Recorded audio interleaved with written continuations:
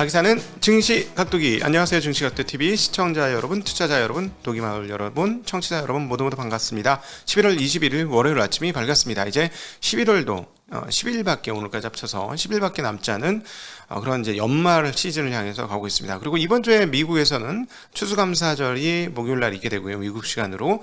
그리고 금요일날은 반장으로, 그러니까 목요일은 휴장, 그리고 금요일은 추수감사절 연휴로 인해서 반장만 개최됩니다. 채권시장, 주식시장 반장만 개최가 되어지고, 소위 말하는 블랙 프라이데이가 시작되어지는 날이죠. 이번 블랙 프라이데이가 작년 대비 어느 정도의 소비를 보여주느냐에 따라서 미국 사람들의 소비와 소매 형태를 볼 수 있을 것으로 판단되어지고요.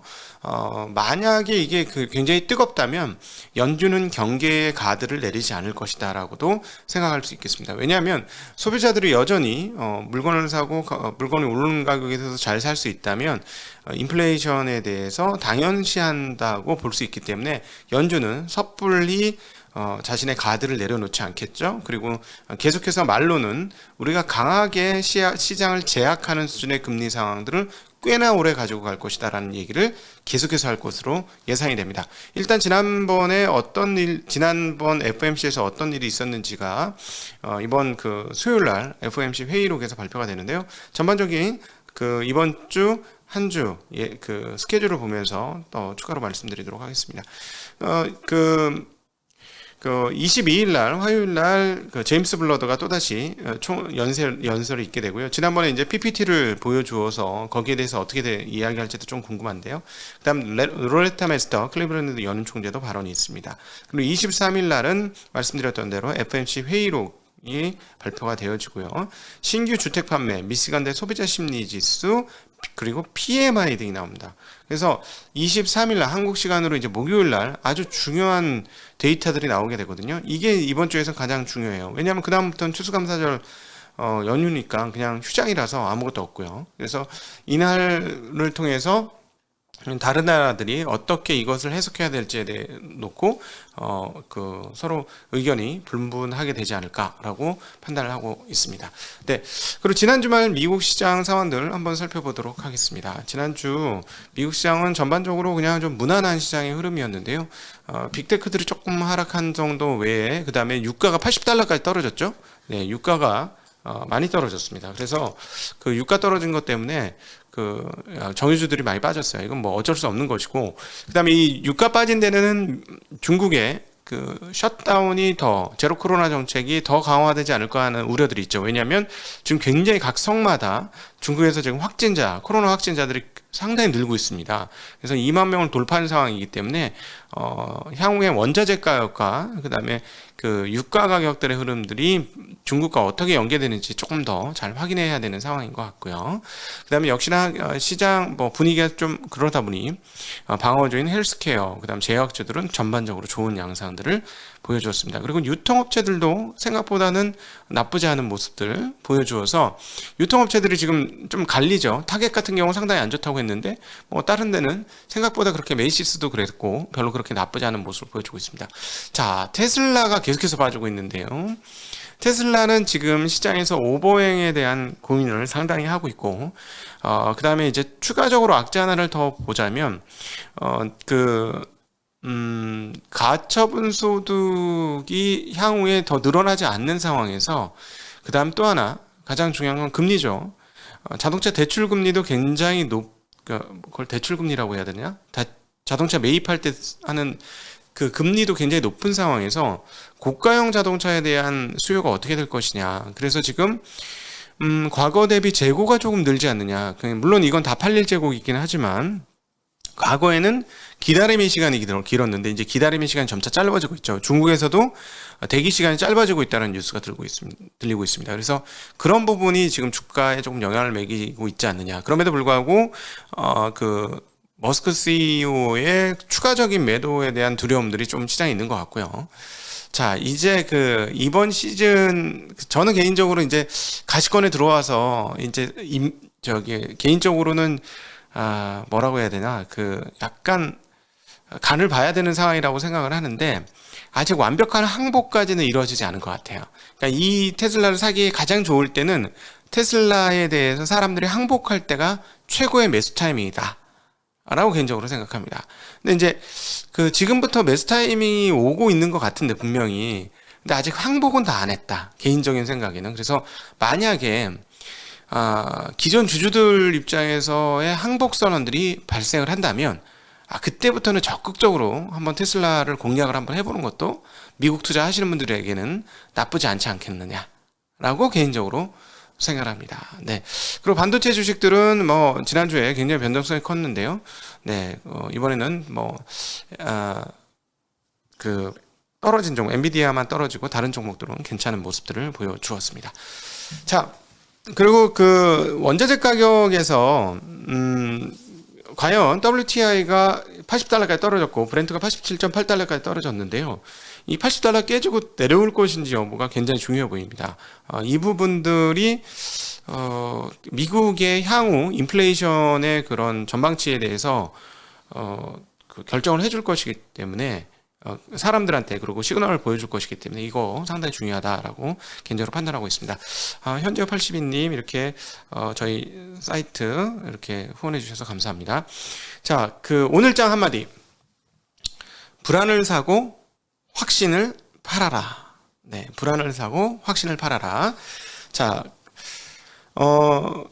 저는 일단 이제 앞으로 시장 흐름에 대해서 기대 인플레이션에 대한 우려는 연준이 계속해서 할 것이고, 그래서 시장이 섣불리 타오르지 않도록 연준은 관리를 하고 싶을 것이다 라는 생각을 계속합니다. 그리고 시장은 이 부분을 상당히 알고 있다, 간파를 했다라고도 또 보고 있습니다. 그래서 이 줄다리기가 계속될 것이고, 그렇다면 연준의 최소한 발언은 시장의 예상보다 훨씬 더 제약적으로 발언 나올 것이다. 훨씬 더 세게 말펀치가 나올 것이고, 실제 행동은 시장의 예상대로 할 것이다. 그러면 시장이 여기서 어떻게 행동할 것이냐라는 만약에 나중에 되면 너희들 다 말펀치라는 거 알아 하고 이제 시장이 안 믿게 되면은 진짜 골 때리는 상황이 오게 되죠.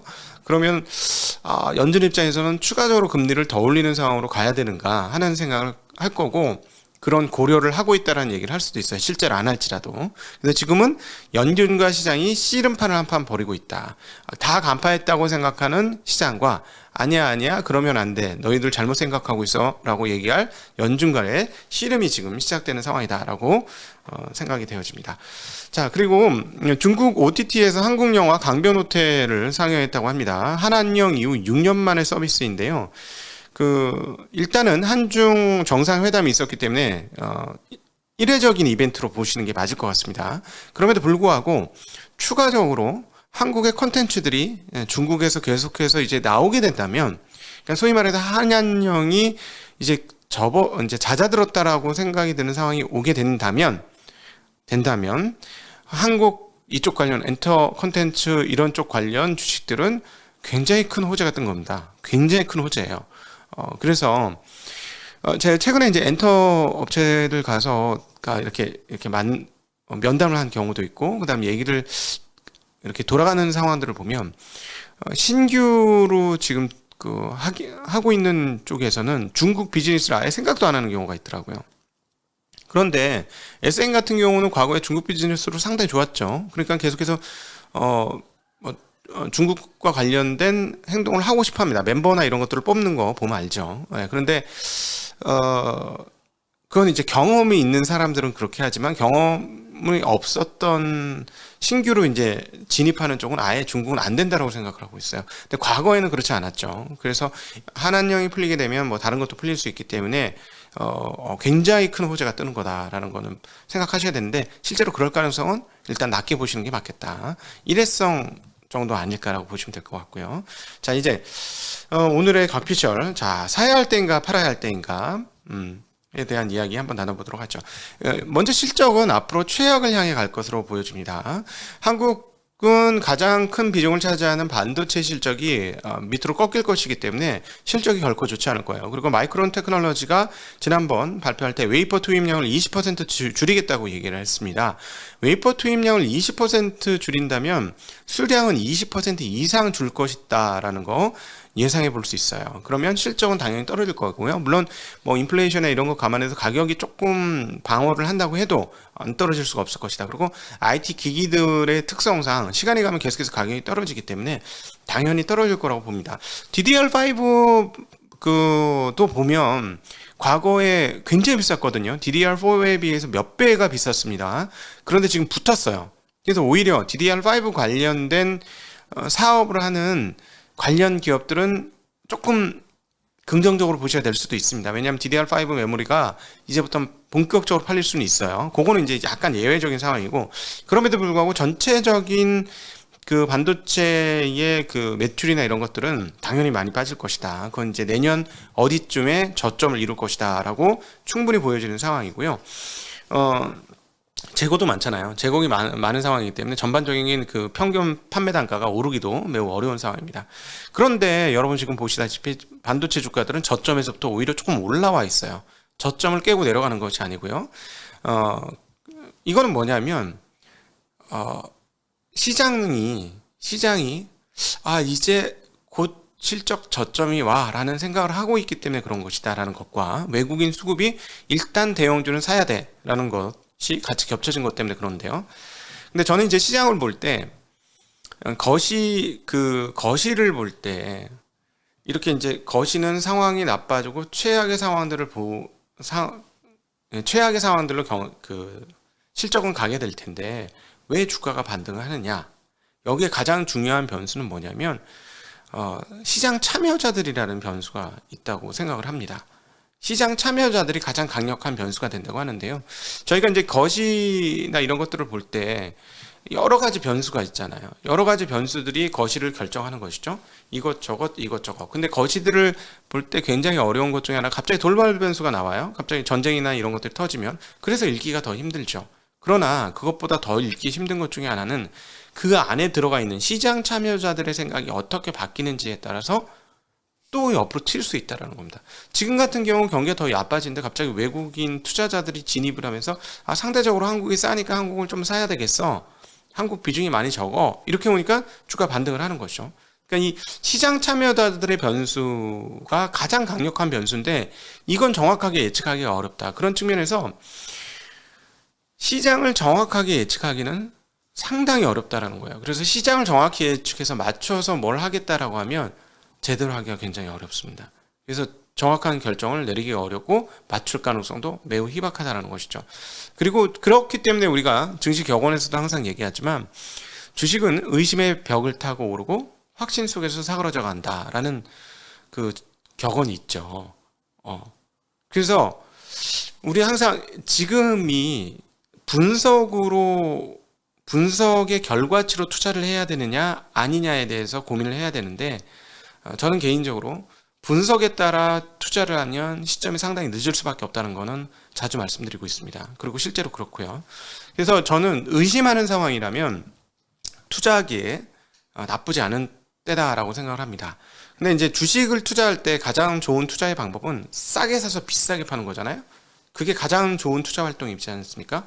근데 싸게 사서 비싸게 팔려고 하는 게 나만 그런 게 아니라 많은 사람들이 그렇죠. 그럼 어떻게 싸게 살 수 있을 것이냐인데요. 저는 개인적으로 싸게 사기 위해서 약간 위험을 감수해야 된다는 생각을 좀 가지고 있습니다. 그리고 이제 정말 많은 사람들이 그런데, 그래서 이제 가장 좋은 싸게 살 때는 뭐냐면 항복 선언이 있을 때예요. 저는 개인적으로 앞서 이제 테슬라에 대한 말씀을 좀 드리기도 했는데, 테슬라 가시권에 들어왔어요. 가시권에 들어왔는데 정말 싸게 살려면 어떻게 되냐? 모두가 항복했을 때가 가장 좋습니다.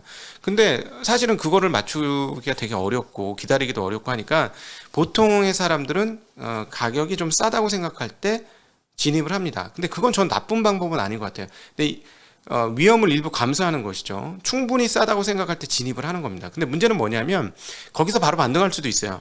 경기가 나쁘지 않고 시장이 나쁘지 않으면 싸다고 생각했을 때 들어가면 바로 오를 수도 있는데, 거시경제가 나쁜 상황이 되어지거나 그 돌발 변수가 발생을 하게 되면 싸게 샀음에도 불구하고 더 떨어지는 경우들이 상당히 있습니다. 그럼에도 불구하고 더 떨어지는 건 저는 일종의 기회 비용이라고 생각이 들어요.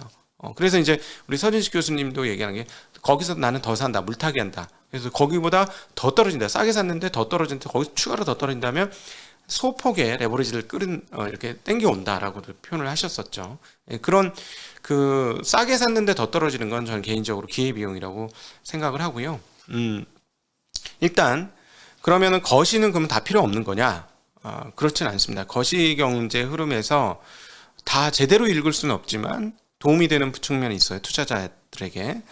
변수가 너무 많기 때문에 예측은 어렵지만 읽어야 되는 대목이 있는데, 일단 시중의 총 유동성이 어떻게 되냐. 물이 많아지면 몸이 잘 뜨는 거고요. 물이 없어지면 몸은 가라앉는 거죠. 그건 너무 뻔한 거잖아요. 그래서 유동성의 흐름이 어떻게 되는지는 상당히 중요하고, 그 유동성의 흐름은 금리를 통해서 우리가 확인할 수 있는 대목입니다. 그래서 금리가 올라갈 때는 부정적인 상황들이 점점 커지는 거고, 금리가 내려갈 때는 긍정적인 상황이 훨씬 더 커지는 건데, 이것도 시장 참여자들이 사전에 예상해서 막 대응을 하기 때문에 이 시점도 굉장히 조금 빨리 오게 되는 것이죠. 근데 이번 장은 왜 금리를 올리는 과정에서 이렇게 더 떨어졌느냐? 시장이 5%의 금리를 예상하지 않았기 때문이에요. 절대 예상하지 못하는 수준까지 지금 금리가 올랐기 때문에. 이유는 너무 늦게 금리 인상을 시작했고, 그러다 보니까 인플레이션의 초기에 제압을 못해서 인플레이션이 괴물처럼 커졌고, 그러다 보니까 더 많은 금리를 올려야 되는 상황이었기 때문에 이 과정들을 시장이 다 예상하지 못했기 때문에 훨씬 더 많이 빠지게 된 것이다라고 말씀드릴 수 있습니다. 그리고 또 하나 말씀드리고 싶은 건, 거시를 보지 말고 기업을 보자라는 말씀을 드리는 이유 중에 하나는, 거시는 말씀드렸듯이 변수들이 너무 많기 때문에 예측 가능성도 떨어질 뿐만 아니라 굉장히 어렵습니다. 거기에 비해서 기업의 흐름을 읽는 것은 차라리 훨씬 쉬워요. 예, 하나의 기업이 어떻게 될 것인지는 되게 쉽습니다. 일단 이 회사가 망할지 안 망할지는 되게 쉽죠. 왜? 탄탄한 재무 상황을 가졌느냐, 현금 흐름이 좋으냐, 그리고 누적적으로 자산을 쌓아놨느냐, 이런 것들을 보면 이 회사 망할지 안 망할지는 뻔히 보입니다. 그죠? 쌓아놓은 자산도 없고 현금 흐름도 없고 적자고, 그 다음에 전망은 좋은데 기업 이익이 계속 마이너스가 나. 근데 전망대로 되지 않으면 이 회사 망하는 거예요. 그렇죠? 그래서 그런 기업들을 찾으실 때는 일단 기본적으로 현금을 얼마나 갖고 있는지, 자산을 얼마나 갖고 있는지, 현금 흐름은 어떤지, 이익의 범위는 어떤지, 그러니까 안 좋았을 때, 과거 안 좋았을 때 이익은 어떤지, 좋았을 때 이익은 어떤지, 이 범위를 파악하면 이 회사가 망할 회사인지 안 할 건지는 뻔히 보인다라는 거고, 그 다음에 해당 산업의 전망이나 이런 것들을 파악하는 것도 중요한데, 이 회사가 과거 한 5년, 10년간 어떻게 해왔는지 굉장히 중요합니다. 왜냐하면 5년, 10년간에 분명히 불경기가 있었을 거거든요. 호황기도 있었을 것이고요. 호황기와 불경기 때의 실적 흐름들을 보면 알아요. 이제 화학업체 같은 게 대표적인데, 좋을 땐 너무 좋죠. 그리고 또 운송업체들도 그렇고요. 나쁠 땐 나쁜데, 나쁠 때 적자 심하게 나고 좋을 때 흑자 심하게 나면 이 회사는 변동성이 너무 커서 그렇게 높은 가격을 줄 수는 없습니다. 근데 불황일 때도 흑자를 내고 호황일 때는 더 많은 흑자를 내는 기업이다, 이러면 불황이어서 주가가 빠진다면 이 회사 망할 회사가 아니기 때문에 투자할 만하다라고 결정 지을 수 있죠. 그래서 사실 기업들을 분석할 때 미래를 전망하는 것도 굉장히 중요합니다만, 과거를 통해서 전망하는 게 굉장히 중요해요. 여기서 드리고 싶은 말은, 어떤 모범생이 갑자기 사고를 치나요? 그 다음에 항상 사고를 치던 애가 하루아침에 모범생이 되나요? 그런 일 별로 없죠. 기업은 똑같습니다. 기업은 오히려 더 느리게 움직여요. 그러니까 항상 꾸준히 뭔가를 잘했던 회사가 갑자기 나빠지긴 어려워요. 나빠지는데도 시간이 걸립니다. 예를 들어 CEO가 이상한 사람이 왔거나 상속을 했는데 그 상속을 받았던 친구가 능력이 없어. 그래서 회사가 망해. 그 망조가 나더라도 시간이 걸려요. 몇 년. 그러면서 그게 이제 재무제표 흐름으로 나오는 것이고요. 근데 좋아지는 것도 시간이 걸려요. 그러니까 즉 과거 5년, 10년의 흐름은 이 회사가 앞으로도 가게 될 길이라는 겁니다. 길이 이렇게 변화할 수는 있지만 변화하는데도 시간이 걸리는 거거든요. 그러니까 그 과거 얼마나 잘했는지가 이 회사의 미래를 보장한다라고 해도 틀린 말이 아닙니다. 그래서 과거 기업들의 실적 흐름들을 파악하는 거 굉장히 중요하다라는 말씀 꼭 드리고 싶고요. 지금 상황은 그러면 어떠느냐? 지금 상황은 과거 대비 진입하기에 최상의 때는 지났습니다. 아주 주가 가장 바닥일 땐 지났으니까요. 그러나 여전히 공간은 좀 열려 있다라고 생각을 하고요. 왜 이렇게 생각을 하냐면 아직 부정적인 전망이 더 많습니다. 그리고 주식과 위험자산 보유 수준도 과거 평균 대비 상당히 낮습니다. 그러니까 이럴 때는 나쁘지 않은 것 같고요. 그다음에 그럼에도 불구하고 자꾸 이제 우리가 2020년에 고점이 있으니까 그걸 생각하실 분들이 있는데, 그것까지는 어렵습니다. 그건 아니라는 거 기억을 하셨으면 좋을 것 같고요. 왜냐하면 제가 계속해서 장단기 금리차 역전이 심화되고 그다음에 3개월물과 2년물의 금리차가 좁혀들고 그리고 3개월만 10년물과의 금리차도 뒤집어졌기 때문에 이 상황은 은행의 대출이 줄어들 수밖에 없는 거예요. 시간차를 두고 무조건 줄어든다. 이거는 그러면 시중의 유동성이 빠진다고 그랬죠. 아까 유동성이 빠지면 안 좋다라고 말씀드렸듯이 그런 상황이 오기 때문에 그게 이제 이런 정도의 금리차라면 침체 수준까지 일으킬 수 있는 유동성 감소가 이루어질 것이기 때문에 좋지 않습니다. 그래서 상방이 빵빵 뚫려 있지는 않은 상황이지만 그러나 심리적으로 그런 것들을 감안해서 워낙 심리가 안 좋기 때문에 그거는 괜찮다라고 보여지고요. 그럼 한국 시장은 어떨까? 한국 시장은 내년도 시장에서 가장 중요한 두 가지 요소는 이렇게 생각합니다. 저는 일단 반도체 실적 저점이 언제일 것이냐, 이 부분이 가장 중요해 보이고요. 얘네가 돌기 시작하면 얘가 워낙 경기 동행성이 강하기 때문에 경기도 돈다는 얘기가 되고 그럼 다른 업종의 실적들도 돌 겁니다. 그래서 반도체 실적 저점 발표가 대략 어느쯤일까 중요해 보이고요. 즉 이렇게 얘기하겠죠.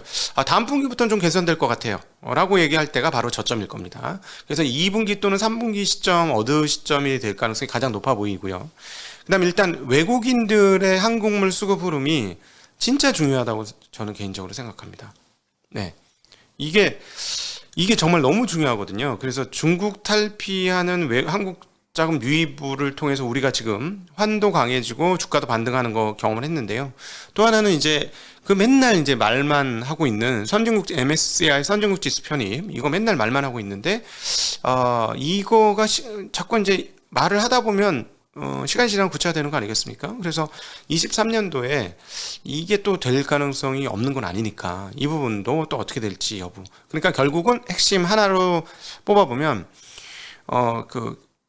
외국인들의 수급과 그다음에 반도체의 저점 상황들이 언제일까? 이 부분들이 내년 한국 시장에서 가장 중요하고 이것들이 만약 둘 다 반도체 저점이 한 2분기에 나온다고 가정을 하고 설정이 된다면 그리고 외국인들의 유입이 계속해서 된다면 의외로 경기 하강 상황에서도 한국 주식은 상당히 견조하고 좋을 수 있다라는 점. 그리고 지금 증권사들이 생각하는 2600에서 2650 아니 그것보다 훨씬 높은 지수가 나올 수도 있다는 거. 즉 무슨 말씀이냐면 PBR 1배수를 본 게 2600에서 2650이에요. 근데 저는 이렇게 되면 이 외국인들의 유입이 계속되면 PBR 1배가 아니라 PBR 1.1배 또는 소폭 그 이상까지도 가능하기 때문에 전혀 상황이 다르다는 점 감안해 보시면 좋겠습니다. 네, 그렇게 될 가능성도 있다라는 거 내년도에 한번 내년도를 앞둔 시점에서 기대를 가지고 한번 생각해 봅니다. 네, 오늘 긴 시간 함께 해주셔서 진심으로 감사합니다. 안녕.